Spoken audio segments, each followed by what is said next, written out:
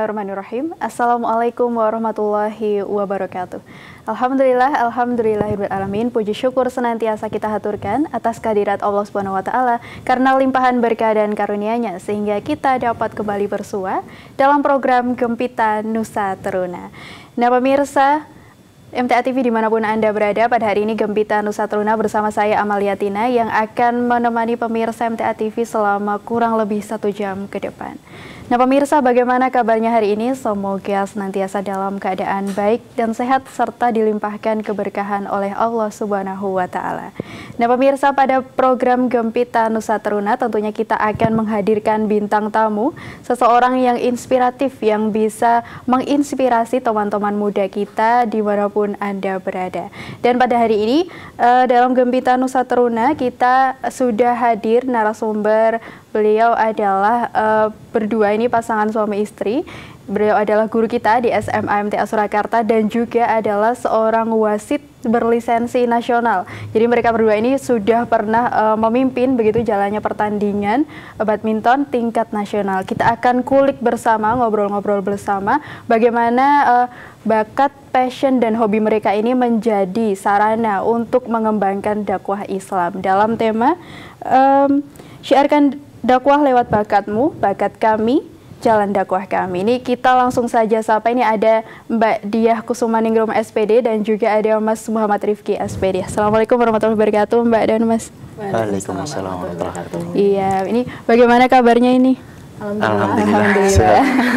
Alhamdulillah ini baik dan sehat ini Mbak Dia dan juga Mas Rifki. Ini kita juga mengundang pemirsa juga ya Mbak Dia dan juga Mas Rifki untuk bergabung, bisa mengirim pertanyaan melalui telepon di nomor 0271 679 3000 atau WhatsApp dan SMS di nomor 0811 255 3000. Nah, ini terkait tema ini Mbak Dia dan juga Mas Rifki. Ini ada syiarkan dakwah lewat bakatmu, bakat kami, jalan dakwah kami. Ini tentunya kalau anak-anak muda sekarang kalau dengar dakwah Islam itu pasti yang dipikirannya adalah ceramah di masjid, ceramah di depan umum, tapi ternyata menyampaikan atau melanjutkan dakwah Islam ini bisa juga melalui hobi, bakat atau passion kita begitu. Nah, ini salah satunya adalah Mbak Dina dan juga Mbak Dia dan juga Mas Rifki begitu. Ini dari hobi mereka yang awalnya badminton bisa mengantarkan mereka menjadi seorang wasit badminton begitu. Tentunya tahapannya ini sangat panjang dan kita akan ketahui bersama apa sih latar belakangnya ini pertamanya waktu jadi wasit badminton Mbak Dia. Saya dulu ya Mbak ya. Iya. Jadi yang melatar belakangi kami menjadi wasit bulu tangkis itu ya pertama karena memang kecintaan kami kepada olahraga. Jadi memang dari kecil, khususnya saya dari kecil memang di rumah itu sudah sering olahraga karena memang bapak saya dulunya atlet bola voli, seorang atlet dan guru olahraga juga. Jadi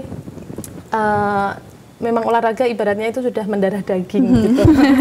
Terus kemudian kami juga kuliah di jurusan olahraga dan mendapat kesempatan ikut di pertandingan-pertandingan bulu tangkis, diajak untuk mengikuti pertandingan bulu tangkis gitu. Jadi kok seneng, kok enak. Jadi apalagi dulu waktu mahasiswa aja ikut bertugas terus dapat tambahan uang saku. Wah. Itu kan jadi seneng, jadi semangat. Itu ya awalnya yang mendasari kami mengikuti ya sebagai sekarang ini jadi wasit bulu tangkis itu. Begitu. Kalau Mbak Dina kan ini keluarganya sudah ini ya olahragawan semua ini kayaknya gemar olahraga semua. Nah, kalau Mas Rifki ini latar belakang awalnya bagaimana Mas?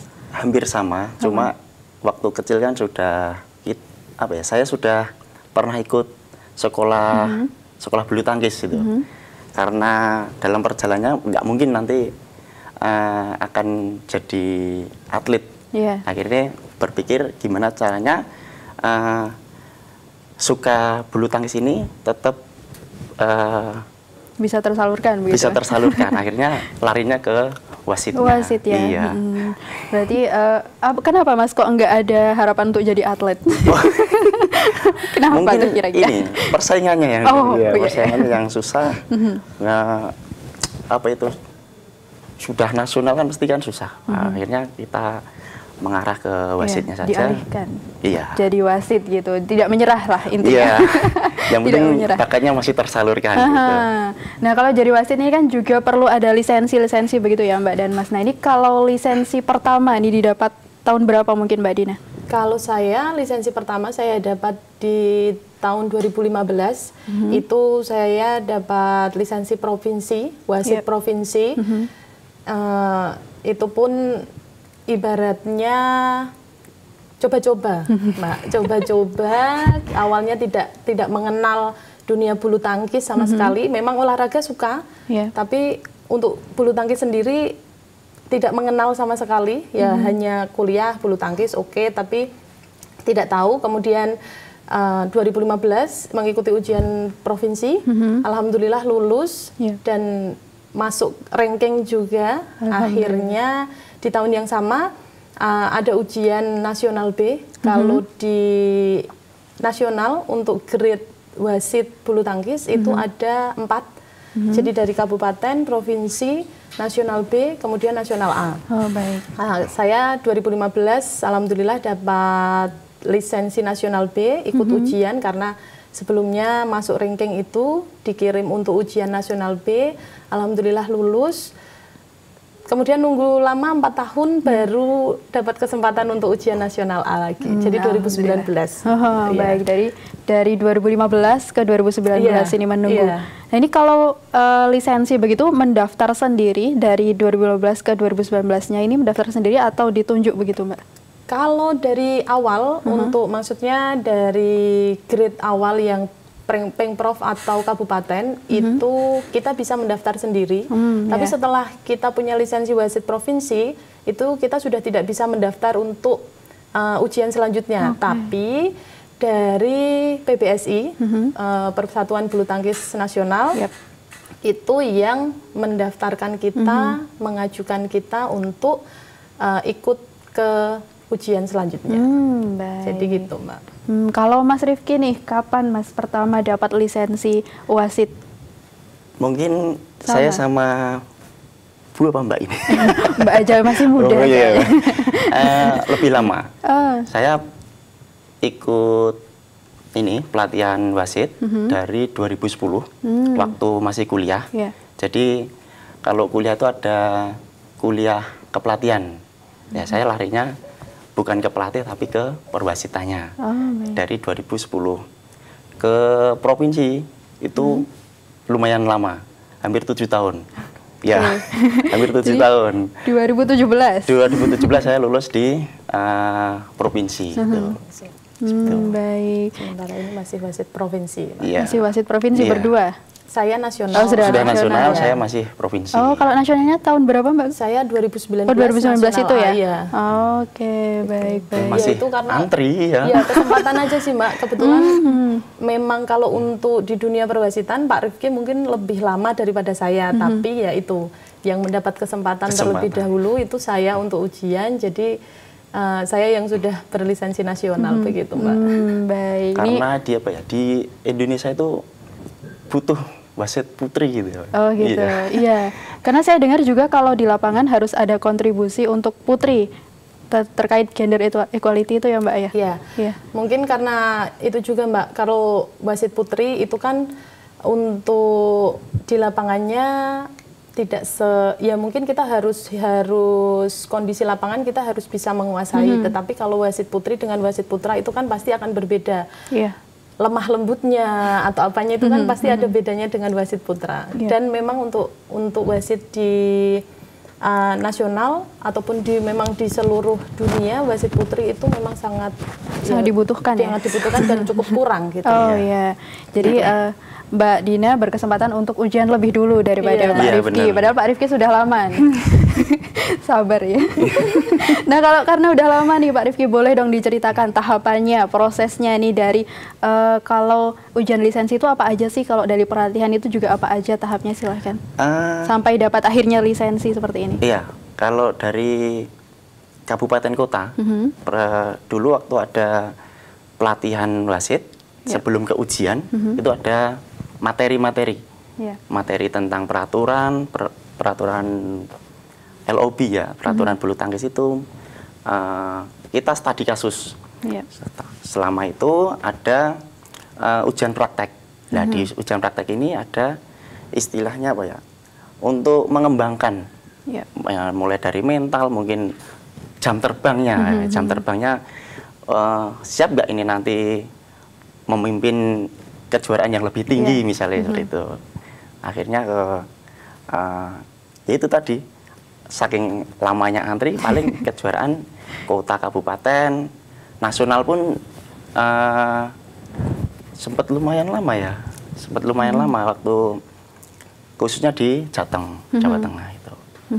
Nah, kalau tadi kan ada pelatihan. Yeah. Pelatihan itu isinya apakah nanti di sana latihan main bulu tangkis atau bagaimana, Mas Rifki? Kita lebih membahas ke peraturan sih, ya, tentang peraturan yang lebih umum saja tentang servis. Servis itu ada, pemain, ya? Iya, servis itu kan ada peraturannya. Yeah. Yang boleh seperti apa, yang tidak boleh seperti apa itu ada. Itu servis, terus shuttlecock apa tiang net itu ada ukurannya. Yeah. Jadi biasanya kita menyebutnya bukan pelatihan, Mbak, tapi ujian. Ujian. Ya, jadi langsung ujian. Iya, langsung ujian. Karena kalau pelatihan kan ibaratnya ya latihan, kita latihan. Tapi kalau kita biasanya nyebutnya adalah ujian. Jadi sebenarnya dari level kabupaten sampai nasional B itu isinya sama. Karena peraturan perbulu tangkisan kan nggak mungkin berubah levelnya dari kabupaten sampai nasional. Jadi isinya sama, hanya mungkin level kejuaraannya, level kejuaraannya yang lebih tinggi. Jadi siap atau tidak wasit itu memimpin sebuah kejuaraan yang levelnya lebih tinggi. Semakin tinggi level kejuaraannya, berarti kan pemain-pemainnya juga akan lebih banyak karakter yang ada di dalamnya, begitu. Jadi itu kalau sudah wasit nasional A itu ada sedikit perbedaan, memakainya bahasa Inggris. Jadi dari mulai peraturannya di bukunya itu semua menggunakan bahasa Inggris, sampai memimpin pertandingan juga menggunakan bahasa Inggris. Itu sedikit perbedaannya hanya di situ. Ujian tertulis juga itu ya? Iya, ada ujian tertulis. Ada ujian tertulis. Ada, ya kayak sekolah gitu. Oh iya, jadi ada ujian tertulis, ada prakteknya juga. Oh, baik. Nanti prakteknya di kejuaraannya.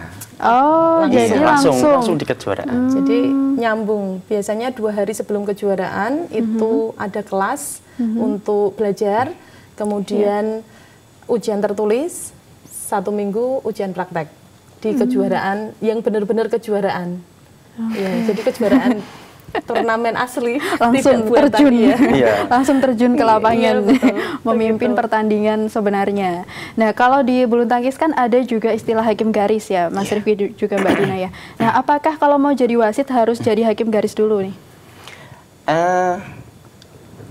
Bisa jadi ya, bisa jadi tidak. Nah, kadang ini orang atasan biasanya nawarin dulu, kamu berani nggak jadi wasit? Ya, kalau nggak berani ke hakim garis dulu. Nanti kalau hakim garis berani, seperti ini hakim garis. Ternyata mengamati wasit, wasit itu seperti ini, berarti akhirnya berani. Seperti itu. Terus setelah itu kan mungkin ada tawaran, mau nggak itu tadi ujian. Ya, itu. Kalau hakim garis dan wasit tentunya beda ya, Mas ya, untuk skup pengetahuannya. Iya. Kalau di hakim garis itu hanya tiga apa ya, kode yang disampaikan selama pertandingan gitu. Tapi kalau di wasit itu kan banyak. Secara luas mulai dari apa itu? Ya seluruh pertandingan harus mulai dari permainan ya. Kalau hakim garis kan hanya out, masuk dan tidak melihat. Itu aja. Kalaupun tidak melihat, kembali lagi yang memutuskan adalah wasit. Memutuskan wasit. Iya. Apakah wasit melihat shuttle itu jatuh out atau masuk?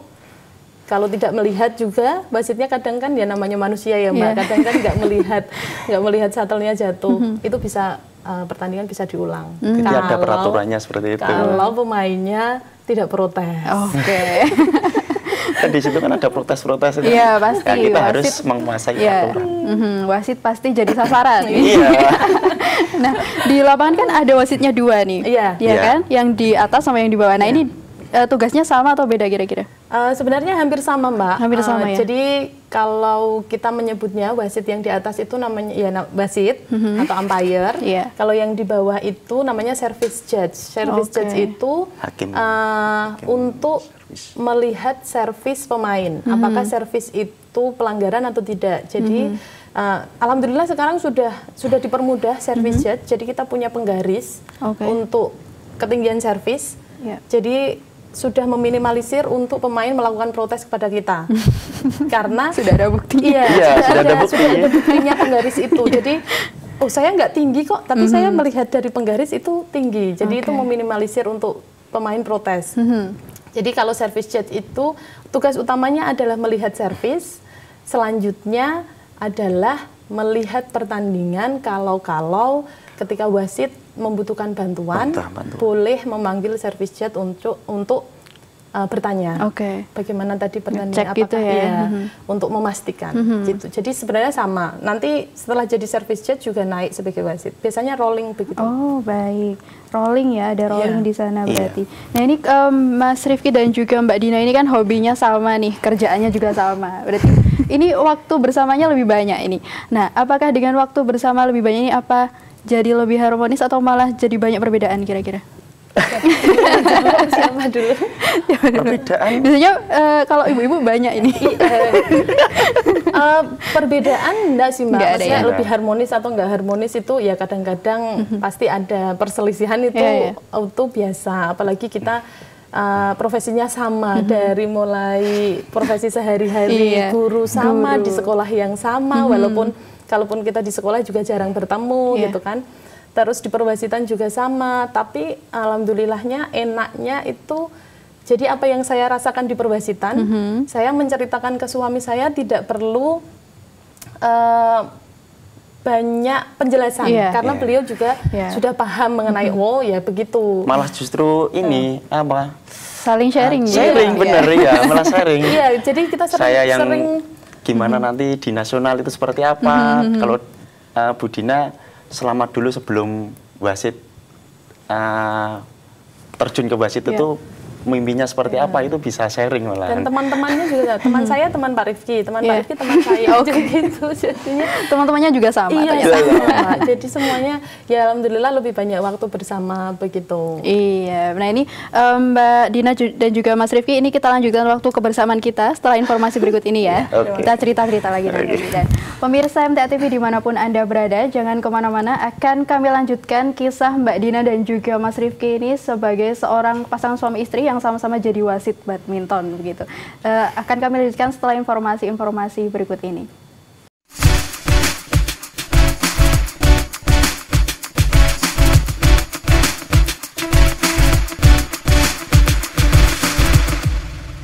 Baik pemirsa MTA TV dimanapun Anda berada, kembali lagi dalam program Gempita Nusa Teruna. Masih bersama dengan bintang tamu kita ada Mbak Dina Kusumaningrum dan juga Mas Muhammad Rifki, ini pasangan wasit badminton begitu. Ini tadi kita sudah berbincang-bincang terkait bagaimana prosesnya untuk jadi wasit, latar belakangnya apa saja. Ini sudah diperbincangkan tadi sebelumnya dan kita akan bahas lebih lanjut tentang bagaimana wasit, bagaimana pengalaman Mbak Dina dan juga bagaimana pengalaman Mas Rifki. Ini kita lanjutkan dan tidak lupa juga kita mengundang pemirsa MTA TV yang ingin bergabung. Mengirim pertanyaan bisa melalui telepon di nomor 0271 679 3000 atau WhatsApp dan SMS di nomor 0811 255 3000. Nah Mbak Dina dan juga Mas Rifki, ini kita lanjutkan ya. Tadi kan sudah sampai ini ya, tahapannya sudah dijelaskan, bagaimana latar belakangnya juga sudah dijelaskan. Nah, kalau jadi wasit nih, pernah memimpin di pertandingan mana saja Mbak Dina dan juga Mas Rifki? Kalau saya level tertinggi yang pernah saya mimpin sebagai wasit ya Mbak, itu Indonesia Master Super 100. Jadi itu adalah turnya dari BWF, dari badminton dunia. Itu levelnya kan dari Super 100 sampai Super 1000. Kalau Super 1000 itu seperti yang mungkin para pemirsa pernah melihat Indonesia Open, itu yang Super 1000. Tapi sementara ini kesempatan yang saya punya itu baru di Super 100, itu paling tinggi. Dan ASEAN Para Games itu yang Asian Para Games kemarin. Iya, yang di Solo kemarin itu juga kejuaraan yang cukup tinggi yang saya berkesempatan untuk menjadi wasit itu, dan Asia Junior Championship sudah alhamdulillah sudah pernah memimpin. Itu yang cukup tinggi-tinggi. Kalau Mas Rifki nih sudah melalang buana kemana aja Mas Rifki? Alhamdulillah untuk kejuaraan nasional itu di kejuaraan Peparnas itu waktu di Papua tahun berapa ya? 2021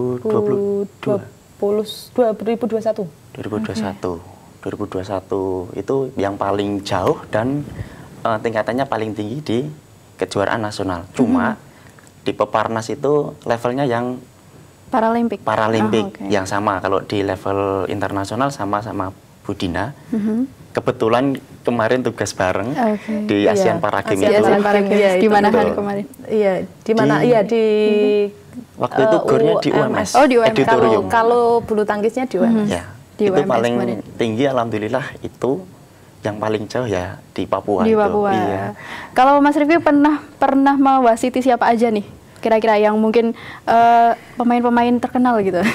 Kalau pemain terkenal mungkin laga eksebisi ya. Tahun kemarin Taufik Hidayat sama Sony Dwi Kunchoro yang mungkin pemirsa MTA TV yang diketahui. Tapi kalau pemain-pemain nasional yang sekarang yang mulai terbit ini Alwi. Kalau mungkin istilahnya badminton lovers. Ya itu tahu itu. Alwi itu orang Solo juga.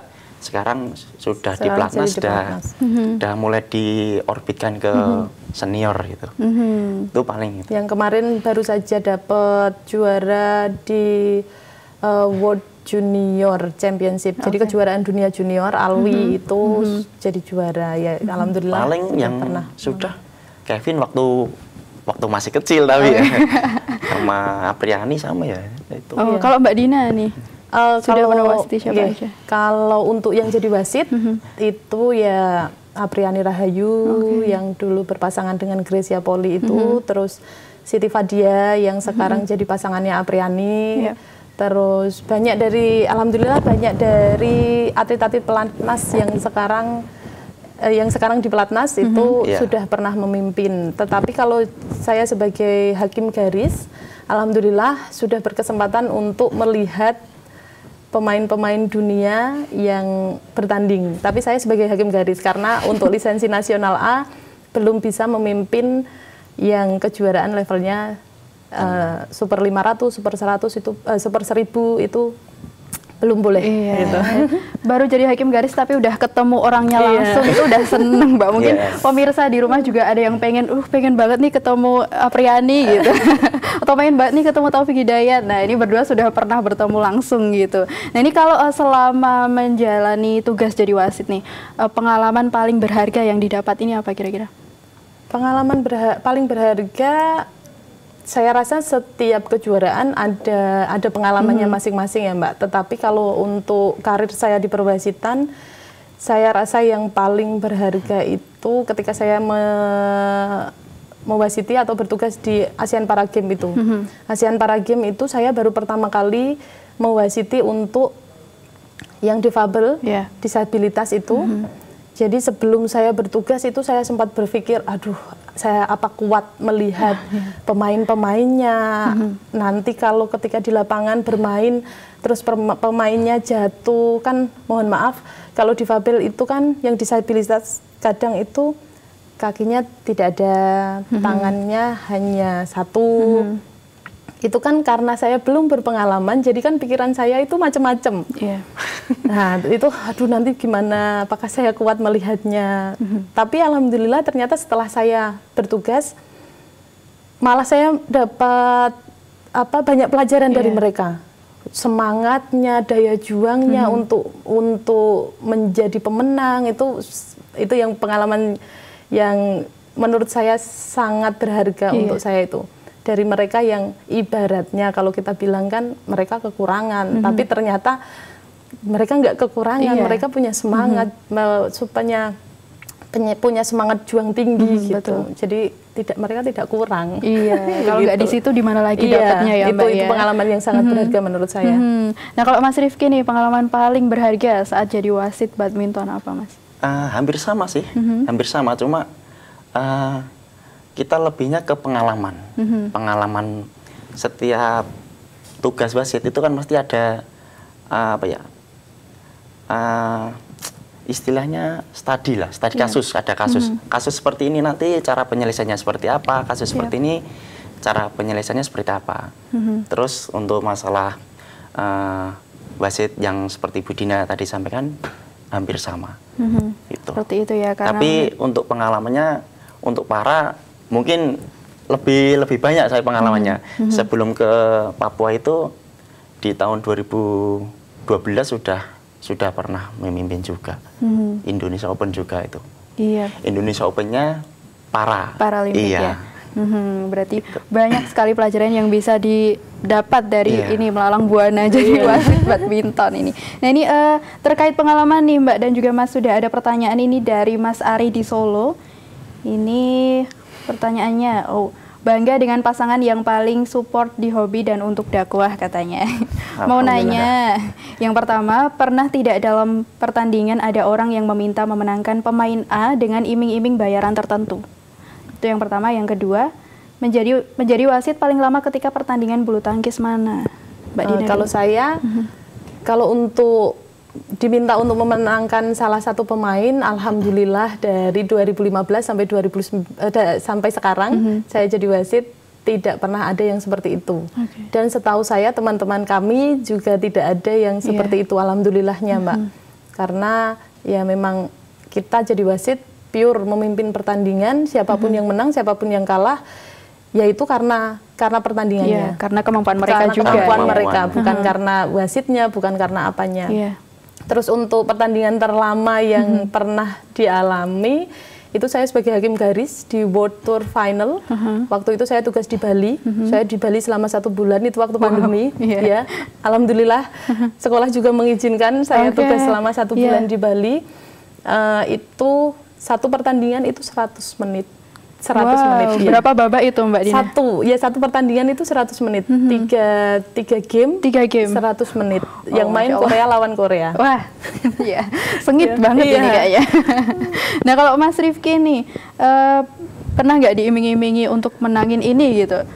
Selama saya jadi wasit, alhamdulillah tidak pernah. Alhamdulillah tidak pernah. Ya hampir sama.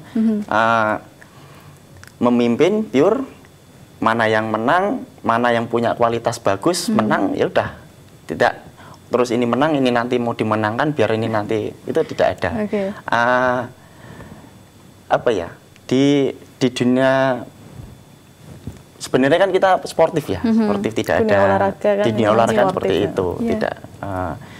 Sebagai ajang dakwah juga di kita. Ya itu kejujuran ya Mbak. Kejujuran ya, menjunjung tinggi kejujuran juga. Itu nilai dakwah. Kemudian untuk memimpin pertandingan paling lama paling 70 menit itu kejuaraan nasional. Cuma kejuaraan apa udah lupa saking lamanya.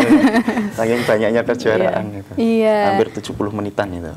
Dan ini ya kalau jadi hakim padahal cuma lihat tetap sama-sama capek ya Mbak dan Mas. Apalagi pemainnya ya. Apalagi yang main. Nah ini pertanyaan kedua nih Mbak dan Mas dari Mas Udin.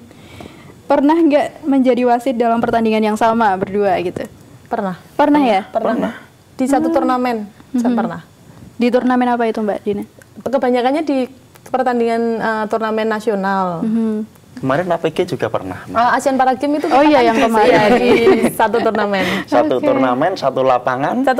Di pertandingan yang sama pernah. Saya wasit, Budinya hakim servisnya. Hakim servis yang di bawah itu. Pernah. Jadi lebih gampang nggak nih kali kongnya? Komunikasinya mungkin lebih mudah karena tidak perlu bicara mungkin. Wow. Ikatan batin ya. Sudah telepati ya. Sudah telepati gitu ya. Nah ini kan pernah nih berdua. Nah kalau pernah nggak sih Mbak Dina dan juga Mas Rifki ini dapat kayak pertandingan badminton yang paling sengit itu merasanya di mana? Pertandingan paling sengit yang tadi bukan? Kalau lama Pak, kalau sengit itu biasanya Aku kemarin baru saja bulan Oktober. Saya tugas di Surabaya, itu kejuaraan Super 100. Itu saya merasa itu pertandingan yang sangat kencang menurut saya, mainnya ganda putra. Korea lawan Cina. Ganda putra Korea lawan Cina. Saya yang memimpin. Itu lumayan menurut saya, ini dari smash-nya, dari pertandingannya itu menurut saya itu kencang. Tapi alhamdulillah karena ya sudah cukup lumayan lama jadi wasit, jadi bisa mengontrol walaupun dalam hati deg-degan, tapi di muka kan kelihatan biasa ngoten. Jadi sudah bisa mengontrol look-nya, sudah bisa dikontrol walaupun dalam hati deg-degan. Nah, kalau Mas Rifki nih paling sengit kira-kira di mana pertandingannya? Saya tuh lagi mikir itu mana ya? Saking banyaknya, saking banyaknya yang sengit banyak tugas itu. Atau semuanya sengit nih? Sengitnya sudah mulai partai-partai semifinal dan final. Kalau ditugaskan seperti biasanya itu pasti sudah mulai sengit-sengitnya itu. Apalagi untuk meraih juara itu kan pasti lagi sengit-sengitnya itu. Tadi banyak Pak Rifki pengalamannya banyak. Susah nyarinya. Nah ini kan pernah juga ya sama-sama pernah mengalami memimpin pertandingan yang sengit. Nah tadi kan juga diceritakan juga Mbak Dina mungkin ada deg-degannya sampai mungkin memicu emosi mungkin. Nah ini bagaimana sih caranya meredam? Biar nggak terlalu kelihatan gitu kalau lagi deg-degan atau nggak terlalu kelihatan kalau lagi emosi kok nggak selesai gitu. Ini gimana caranya? Kadang juga masih namanya kita manusia ya Mbak. Kadang emosi sebel itu tersampaikan kepada atlet. Kadang terlihat kalau atletnya terlalu lama menunda pertandingan, terlalu banyak muter-muter lapangan, itu kan kadang kita sebel. Padahal kita sebagai wasit itu kan pengennya ya pertandingan berjalan lancar dan cepat. Itu ya kita coba-coba sabar aja terus Mbak. Berarti ya itu latihan sabar juga bisa di situ, kejujuran, kesabaran itu dilatih. Sebagai wasit itu bisa terlatih. Ya lama-lama karena memang sudah sering memimpin pertandingan, jadi untuk menutupi rasa itu sudah bisa. Jadi sebel, capek itu sudah bisa ditutupi ketika di pertandingan. Kalau Mas Rifki, kira-kira ada triknya nggak ini? Untuk trik mungkin hampir semua wasit sama. Cuma kalau di atlet sudah mulai usil, artinya apa ya? Sudah mulai ini kan sebagai wasit itu punya pegangan yaitu tadi peraturannya tadi. Kalau sudah punya itu mau menjelaskan ke pemain, kamu tidak usah ibaratnya neko-neko lah, itu pasti bisa itu. Berarti ini tergantung juga sama jam terbang ya.